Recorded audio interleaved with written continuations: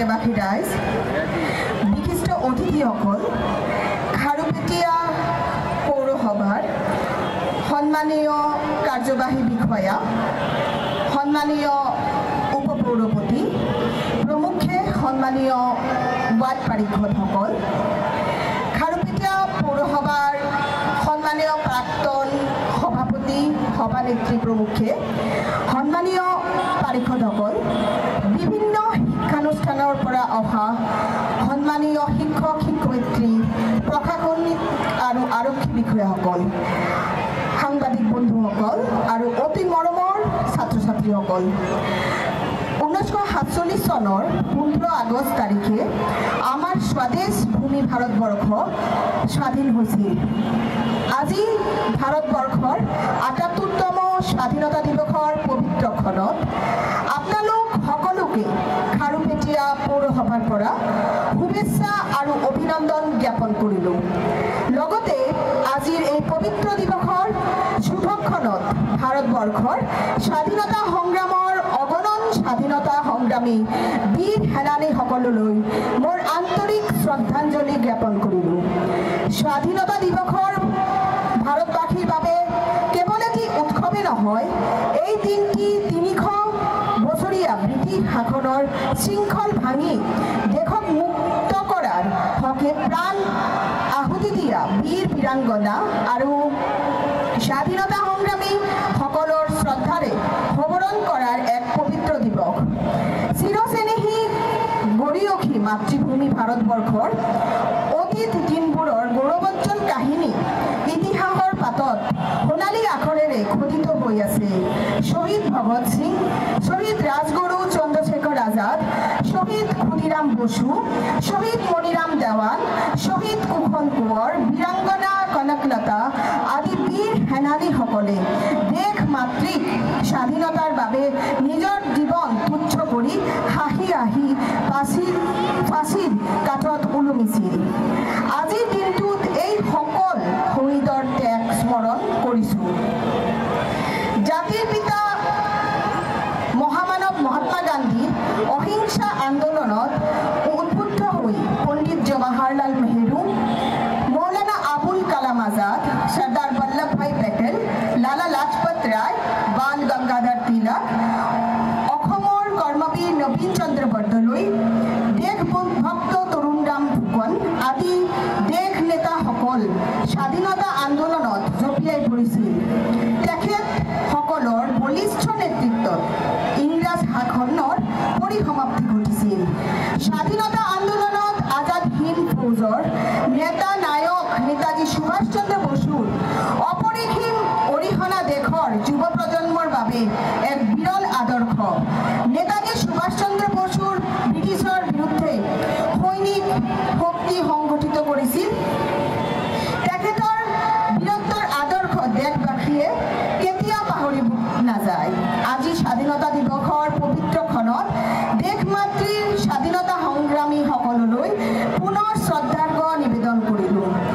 হে পৰম শ্ৰদ্ধাভাজন ৰাইজ, আমাৰ ভাৰতবৰ্ষৰ মাননীয় প্ৰধানমন্ত্ৰী শ্ৰীযুত নৰেন্দ্ৰ মোদী ডাঙৰীয়াৰ নেতৃত্বত ভাৰতবৰ্ষ উন্নতিৰ দিশে ধাবিত হৈ বিশ্বৰ বুকুত সুকীয়া স্থান অধিকাৰ কৰিবলৈ সক্ষম হৈছে।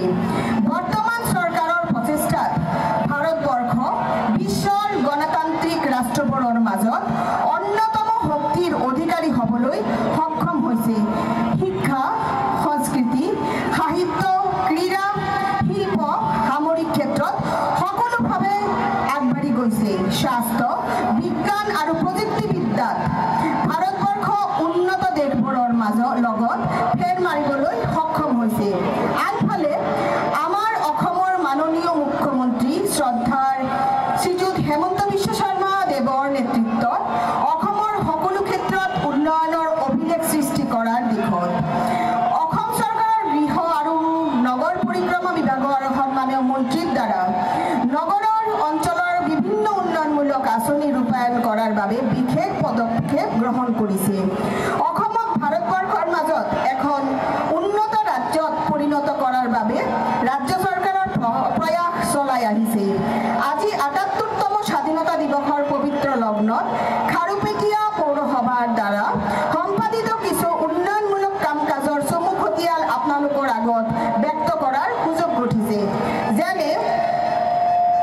প্ৰধানমন্ত্ৰী আৱাস যোজনাৰ অধীনত খাৰুপেটীয়া নগৰৰ নিম্ন আয়ৰ লোকসকলৰ বাবে গৃহ নিৰ্মাণৰ উদ্দেশ্যে পৌৰসভাৰ পৰা বাছনি কৰা 1384 গৰাকী হিতাধিকাৰীয়ে ধন লাভ কৰিছে। তাৰ মাজত 1021 গৰাকী গৃহ নিৰ্মাণৰ কাম সমাপ্ত কৰিছে আৰু 363 গৰাকী হিতাধিকাৰীৰ নাম তালিকা গৃহ নিৰ্মাণৰ মিছন সঞ্চালকালয়লৈ প্ৰেৰণ কৰা হৈছে আৰু ইতিমধ্যে প্ৰথম কিস্তি পাবলৈ সক্ষম হৈছে আৰু নতুনকৈ হিতাধিকাৰীৰ নাম তালিকা ইতিমধ্যে মিছন সঞ্চালকালয় প্ৰেৰণ কৰা হ'ব। 15 ফাইনেন্স কমিশন 2020-21 বৰ্ষৰ আনটাইড গ্ৰেণ্টৰ দ্বাৰা দ্বিতীয় কিস্তিৰ ধনৰাশিৰে 1 নং, 2 নং, 5 নং, 7 নং আৰু 11 নং ৱাৰ্ডত এখনকৈ স্লেবযুক্ত পকা নলা আৰু ৱাৰ্ড নং 2, 3, 6, 8ত এখনকৈ ব্লকেৰে পথ নিৰ্মাণৰ কাম সমাপ্ত কৰা হৈছে আৰু 11খন ৱাৰ্ডত বিজুলী বাতি লাইট পোষ্ট স্থাপন কৰি বিজুলী বাতি সম্প্ৰসাৰণ কৰা হৈছে। 15th ফাইনেন্স কমিশন 2021-22 বৰ্ষৰ আনটাইড গ্ৰেণ্টৰ প্ৰথম কিস্তিৰ ধনৰাশিৰে ৱাৰ্ড নং 3, 4, 8, 9, 10ত এখনকৈ ব্লকেৰে ৰাস্তা আৰু ৱাৰ্ড নং 4 আৰু 6ত স্লেবযুক্ত পকী নলাৰ কাম ইতিমধ্যে সমাপ্ত কৰা হৈছে আৰু 10 নং ৱাৰ্ডৰ পকী নলাৰ কাম চলি আছে। 15th ফাইনেন্স কমিশন 2021-22 বৰ্ষৰ আনটাইড গ্ৰেণ্টৰ দ্বিতীয় কিস্তিৰ ধনৰাশিৰে ৱাৰ্ড নং 1, 3, 7 আৰু 11ৰ লগতে 8 নং ৱাৰ্ডৰ পানী নিষ্কাশনৰ বাবে পানবাৰী ওদালগুৰি পথত এখনকৈ পকা নলা নিৰ্মাণ কাম সমাপ্ত হৈছে আৰু উক্ত পথত 2খন আৰু 10 নং ৱাৰ্ডত এখন পকী নলা নিৰ্মাণৰ কাম চলি আছে। উক্ত ধনৰাশিৰে 4 আৰু 9ত পকী ব্লকেৰে এখনকৈ পথ নিৰ্মাণ কৰা হৈছে। 14th ফাইনেন্স কমিশন ধনৰাশিৰে আমাৰ বোৰ্ডে খাৰুপেটীয়া পৌৰসভা কাৰ্যালয়ৰ দ্বিতীয় মহলাৰ নিৰ্মাণৰ কাম সম্পূৰ্ণ কৰাৰ বাবে প্ৰস্তাৱ গ্ৰহণ কৰে আৰু উক্ত নিৰ্মাণৰ কাম পূৰ্ণ গতিত চলি আছে আৰু 14th ফাইনেন্স কমিশনৰ ধনৰাশিৰে এখনি মাৰ্কেট কমপ্লেক্স কাম চলি আছে। 14th ফাইনেন্স কমিশন 2023-24 বৰ্ষৰ আনটাইড গ্ৰেণ্টৰ প্ৰথম কিস্তিৰ ধনৰাশিৰে ৱাৰ্ড নং 1ৰ উন্নয়নমূলক কাম, ৱাৰ্ড নং 2, 3, 7, 8, 9 আৰু 10ত পকী নলা আৰু পকী পথ নিৰ্মাণৰ বাবে ৱাৰ্ড নং 5 আৰু 6ত পকী নলা আৰু ৱাৰ্ড নং 4 আৰু 11ত পকী ব্লকেৰে পথ নিৰ্মাণৰ বাবে আমাৰ বোৰ্ডে প্ৰস্তাৱ গ্ৰহণ কৰিছে আৰু অতি শীঘ্ৰে কাম আৰম্ভ কৰা হ'ব। 15th ফাইনেন্স কমিশনৰ 2020-21 বৰ্ষৰ আনটাইড গ্ৰেণ্টৰ ধনৰাশিৰে 2 নং ৱাৰ্ডৰ হস্পিটাল কলনীত এখনি পকী নলা নিৰ্মাণ কৰা হয় আৰু 4 নং ৱাৰ্ডৰ টিলাপট্টিত এটি RCC ৰিটেইনিং ৱালৰ নিৰ্মাণৰ কাম চলি আছে।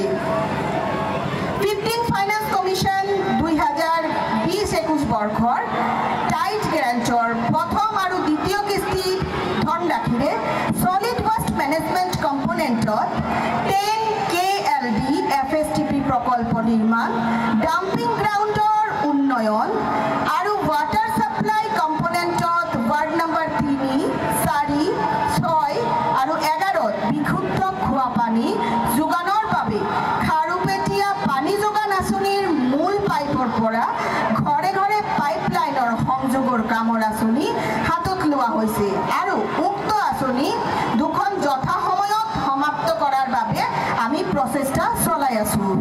15th ফাইনেন্স কমিশন 2021-22 বৰ্ষৰ টাইড গ্ৰেণ্টৰ প্ৰথম দ্বিতীয় কিস্তিৰ ধনৰাশিৰে সলিড ওয়েস্ট মেনেজমেন্ট কম্পোনেন্টত ডাম্পিং গ্ৰাউণ্ডৰ নিৰ্মাণৰ কাম, disposal of legacy municipal solid waste মেনেজমেন্টৰ কাম আমাৰ বোৰ্ডে হাতত লৈছে। এই আঁচনিখন সম্পূৰ্ণ হলে খাৰুপেটীয়া নগৰখনৰ জাবৰ জোথৰৰ সমস্যা লাঘৱ হ'ব বুলি আমি আশাবাদী। উক্ত কিস্তিৰ ধন वार्ड नং 3 और 1 नং वार्डत एखनকৈ राजहुआ शौचालय निर्माणर काम चलि আছে। 15th फाइनेंस कमिशन 2021-22 बर्षर टाइट ग्रांटर धनराशिरे लाभ करा धनराशिरे नगरखনৰ 11 नং वार्डत पुखुरीर पानी निष्कासन पुखुरीर পৰা सौंदर्य बर्धনৰ কাম আৰু তাৰ লগতে পাৰ্ক নিৰ্মাণ কৰা হ'ব আৰু ইয়া অনুষাঙ্গিক কাম আঁচনি আমাৰ বোৰ্ডে গ্ৰহণ কৰিছে। এই আঁচনিখন ৰূপায়ণৰ হলে নগৰখনৰ ৰাইজে উপকৃত হ'ব বুলি আমি আশাবাদী। চৰকাৰৰ স্বচ্ছ ভাৰত মিছন SBM আন্ডাৰ আৰবানৰ অধীনত খাৰুপেটীয়া পৌৰসভাৰ নাম সলিড ওয়েস্ট ম্যানেজমেন্ট প্লান্টৰ অনুমোদন লাভ কৰে। এই আঁচনি অতি শীঘ্ৰে আৰম্ভ কৰা হ'ব। স্বচ্ছ ভাৰত মিছনৰ ধনৰাশিৰে খাৰুপেটীয়া নগৰখনত এখন ৰাজহুৱা শৌচালয়ৰ নিৰ্মাণৰ কাম মৰ্যাদা চলি আছে। চৰকাৰৰ এনুৱেল আঁচনিৰ অধীনত মহিলাসকলৰ সবলীকৰণৰ আৰু স্বাৱলম্বীকৰণৰ বাবে খাৰুপেটীয়া নগৰখনৰ 260টা মহিলা আত্মসহায়ক গোটে ইতিমধ্যে ৰাজসাহায্য লাভ কৰিছে। খাৰুপেটীয়া পৌৰসভাৰ অধীনত থকা মহিলা আত্মসহায়ক গোটৰ প্ৰতিগৰাকী সদস্য অসমৰ মাননীয় মুখ্যমন্ত্ৰী শ্ৰীযুত হিমন্ত বিশ্ব শৰ্মা ডাঙৰীয়াৰ ঘোষণা মৰ্মে 10,000 টকা আৰ্থিক অনুদান দিয়াৰ বাবে আবেদন পত্ৰ গ্ৰহণ কৰা হৈছে। উক্ত অনুদান অতি সোনকালে আমি প্ৰতিগৰাকী সদস্যই লাভ কৰিব বুলি আমি আশা কৰিছো। অসম চৰকাৰৰ অমৃত বৃক্ষ আন্দোলনৰ অংশীদাৰ হিচাপে আমাৰ নগৰখনৰ 260টা আত্মসহায়ক গোটৰ সদস্যৰ দ্বাৰা 5,200খন গছপুলি ৰোপণ কৰা হয়। খাৰুপেটীয়া পৌৰ এলেকাৰ ষ্ট্ৰীট ভেণ্ডৰ PM স্বনিধিৰ অধীনত ক্ষুদ্ৰ ব্যৱসায়ীসকল 10,000 টকাকৈ 1096 গৰাকী 20,000 টকাকৈ 251 গৰাকী আৰু 50,000 টকাকৈ 20 গৰাকী ৰাজ সাহায্যযুক্ত বেংক ঋণ প্ৰদান কৰা হয়। আৰু আমি আপোনালোকক জনাব পাই সুখী হৈছো যে নেশ্যনেল লেভেলত খাৰুপেটীয়া পৌৰসভা আমি পুৰস্কাৰ পাবলৈ সক্ষম হৈছো।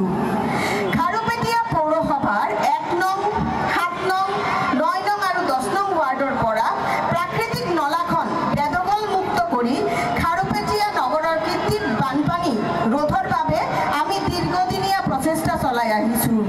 যোৱা 3 মাহ ধৰি আমাৰ বোৰ্ডে জিলা প্ৰশাসন সহযোগত উক্ত কৃত্ৰিম নলাবোৰ বেদখল মুক্তৰ কাম আমি চলাই আছো আৰু আমি আশাবাদী আগন্তুক দিনত এই ৱাৰ্ডখিনি কৃত্ৰিম বানপানীৰ পৰা ৰাইজে সকাহ পাব। খাৰুপেটীয়া নগৰখনৰ নিম্ন আয়ৰ ব্যক্তিসকলৰ বাবে অৰুণোদয় আঁচনি সকলো ৱাৰ্ডৰ পৰা বৰ্তমানলৈকে মুঠ 750 গৰাকী অন্তৰ্ভুক্ত কৰা হৈছে আৰু তেখেতসকলে ধন লাভ কৰি আছে। পৰৱৰ্তী পৰ্যায়লৈ চৰকাৰী নিয়মাৱলী অনুসৰি হিতাধিকাৰীৰ নাম আমি আকৌ এই আঁচনিক অন্তৰ্ভুক্ত কৰিম। খাৰুপেটীয়া নগৰখন এতিয়ালৈকে মুঠ 850 গৰাকী নিম্ন আয় ব্যক্তিসকলক ৰেচন কাৰ্ড প্ৰদান কৰা হয়। পৰৱৰ্তী পৰ্যায়ত বাকী থকা নিম্ন আয় ব্যক্তিসকলে ৰেচন কাৰ্ড প্ৰদান কৰা হ'ব। মুখ্যমন্ত্ৰী নগৰীয়া পকীপথ আঁচনিৰ অধীনত গৌৰৱ পথ আৰু GNP ৰোডৰ উন্নয়নৰ কাম আঁচনি আমি পাবলৈ সক্ষম হৈছো। ইতিমধ্যে খাৰুপেটীয়া নগৰখনত মহাবীৰ ৰোডত গৌৰৱ পথ নিৰ্মাণৰ কাম আৰম্ভ কৰা হৈছে।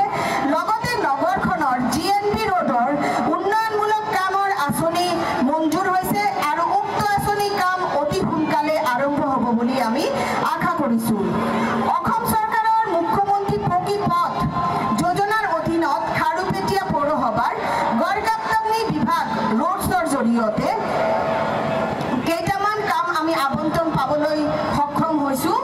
যথাক্ৰমে 1 নং ৱাৰ্ডত বিবেকানন্দ ৰোডৰ পৰা ঠাকুৰপট্টি মেলাঘাটলৈ পকা নলা নিৰ্মাণ, 2 নং ৱাৰ্ডত মেইন ৰোডৰ পৰা ৰামনগৰৰ ৰাস্তাৰ কাষেদি পকা নলা নিৰ্মাণ, 3 নং ৱাৰ্ডত NH 15ৰ পৰা নিমতলী নদীৰ কাষৰ পৰা কৰিম আলী পাবলৈ পকা নলা নিৰ্মাণ 7 নং ৱাৰ্ডত নাগেশ্বৰ চকৰ পৰা জনতা নগৰলৈ পকা নলা নিৰ্মাণ 10 নং ৱাৰ্ডত বহাব নগৰৰ পৰা পানবাৰী ৰোডলৈ পকা নলা নিৰ্মাণ আমি আপোনালোকক সকলোকে জনাব পাই সুখী হৈছো যে আমি খাৰুপেটীয়া পৌৰসভাৰ পৰা 100 বিছনাযুক্ত হস্পিটাল এখন আমি আবেদন কৰিছো আৰু ইতিমধ্যে বিভাগীয় কৰ্তৃপক্ষৰ পৰা আমি খবৰ পোৱা মতে যে আমি 50খন বিছনাযুক্ত হস্পিটাল পাবলৈ সক্ষম হৈছো আৰু যেটো 11 নং ৱাৰ্ডত বনোৱা হ'ব আৰু অতি সোনকালে আমি যেটো এপ্ৰুভেল লেটাৰখন পাবলৈ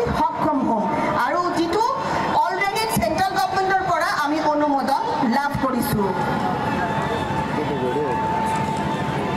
হে শ্ৰদ্ধাভাজন ৰাইজ খাৰুপেটীয়া পৌৰসভাই নগৰখনৰ উন্নয়নৰ বাবে যথাসাধ্য চেষ্টা চলাই আহিছে আৰু নগৰ উন্নয়নৰ বিভাগৰ মাননীয় মন্ত্ৰী মহোদয় আৰু দৰং উদালগুৰি লোকসভা সমষ্টিৰ মাননীয় সাংসদ শ্ৰীযুত দিলীপ শইকীয়া ডাঙৰীয়াৰ লগত সঘনাই যোগাযোগ কৰি আছো নগৰখনৰ বাবে যথাযথ এখন মাষ্টাৰ প্লেনৰ খচৰা এখন ইতিমধ্যে তৈৰি কৰা হৈছে লগতে নগৰখন চৰকাৰী আঁচনিসমূহ পৰিকল্পিতভাৱে ৰূপায়ণকৰণৰ বাবে আমি সদায় কৰ্তৃপক্ষৰ লগত যোগাযোগ চলাই আছো আনফালে আমি খাৰুপেটীয়া পৌৰসভাৰ নিজা সীমিত পুঁজিৰে নগৰখনৰ উন্নয়নমূলক কাম-কাজৰো আগবঢ়াই লৈ যোৱাৰ প্ৰয়াস কৰি আছো নগৰখনৰ উন্নয়নমূলক কাম-কাজত আপোনালোকৰ গঠনমূলক দিহা পৰামৰ্শ আৰু সদায় সহায় সহযোগিতা আমি একান্তভাৱে কামনা কৰো সদৌ শেষত আজি গৌৰৱোজ্জ্বল তিৰংগা পতাকাৰ তলত